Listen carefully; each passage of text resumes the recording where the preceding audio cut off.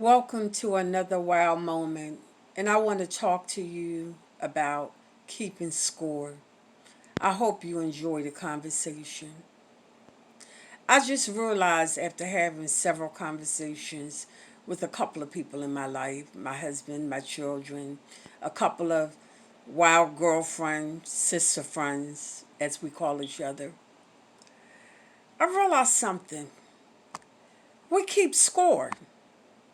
We don't keep track. We talk about love, we talk about forgiveness, we talk about kindness, but it's something in us that has us keeping score. And it's very toxic and it's very unhealthy. And it's a killer of the human spirit. It keeps you from moving forward in life. It keeps you from rebuilding. Have you ever had someone say to you, "Oh, it's been my experience that this happens or that happens"? Or have you ever been in a relationship where immediately going in, when someone new in the relationship makes a mistake or fails to say or do something or act in a manner that you feel they should have acted in, that you roll back that Rolodex of, aha, I recognize this. This happened to me back when. You keeping score.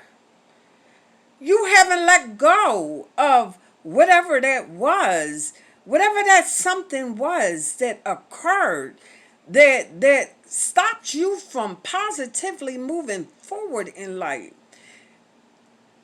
It comes up in your conversations, it comes up in your arguments, it comes up in the who shot John moments. You remember when this happened? Are you remembering for the sake of learning from the lesson, or are you remembering and keeping score? If you're remembering because you learned a lesson from it and you're drawing for that reason, then it's good. It's good to hold on to that. You never want to lose a lesson. You're supposed to hold on to the lessons learned. But if you're remembering and keeping score, then you are toxic. That is poison. You are killing everything attached to you, around you. It will not grow. And if it grows, it will not grow in a positive direction. And I realize that when I'm having conversations with people. I realize that in some of my conversations and a lot of my thought processes because I've been thinking. When I go to, okay, let me give you a for instance.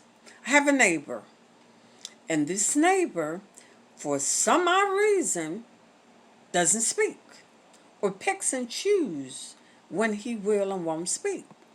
Now, we have had some things go on over the years, but nothing that would warrant his behaviors, his actions.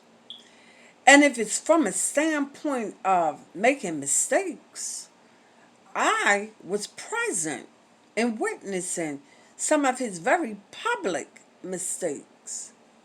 But I still get up, put on my big girl shoes, and I say, "Good morning," because it's a good morning. And I want you to have a good morning. And he, in his disgruntled way, brrr, if ever, sometimes it's just looking me in my face, acknowledging that you see me, and saying, "Thank you," and going in your door. And I say, "Lord, what can make someone that filled with anger and negativity and hatred?"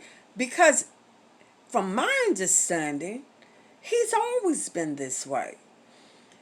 But it's also my understanding that if it's on your heart to change, you can. But I'm just curious as to what made you that way.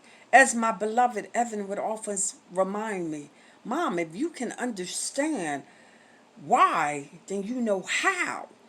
And so I'm like, why are you that? What made you that way? And it's so ironic because life is so short. And in light of this pandemic, I am learning. I'm going to hold on to the things that bring me joy. That's one of the reasons why I'm YouTubing. I also had to find another way to reinvent my business, but that's for a different segment. And the last five uh, YouTube videos that I put out from my critique experts have saying, Mom, maybe this and maybe that.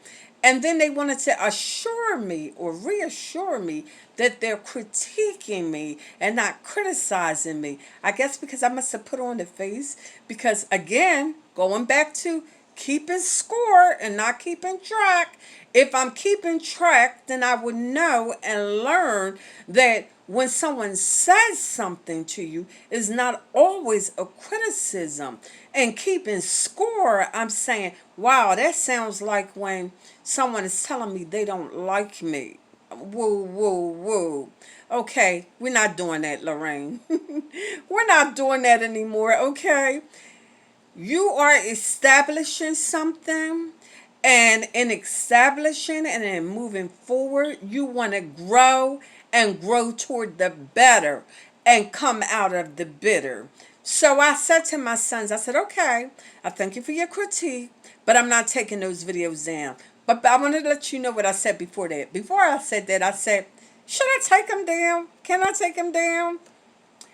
Now let me tell you where we are with it.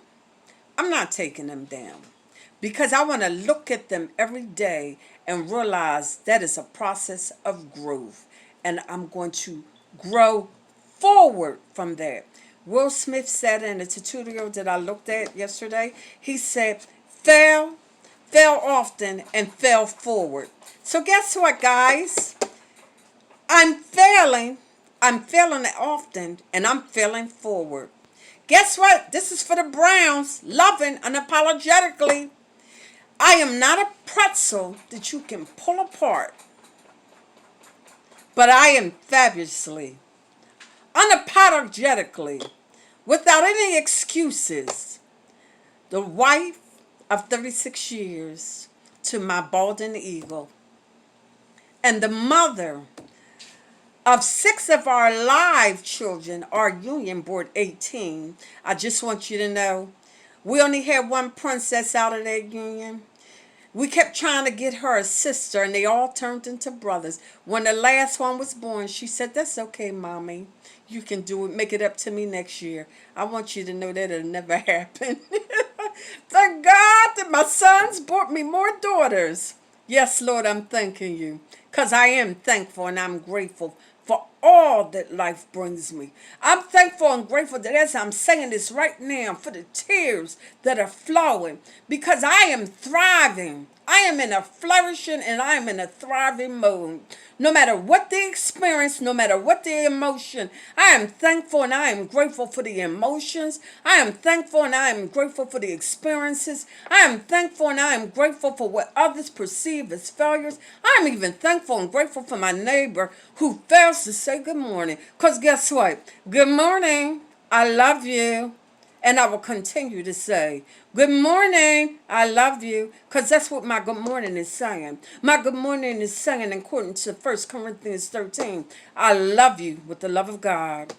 And I'll let this light so shine, and I won't let anyone dim it. Because in keeping score, I allowed others to dim my light. But in keeping track, I want you to know this is me, unapologetically, Loving Brown. I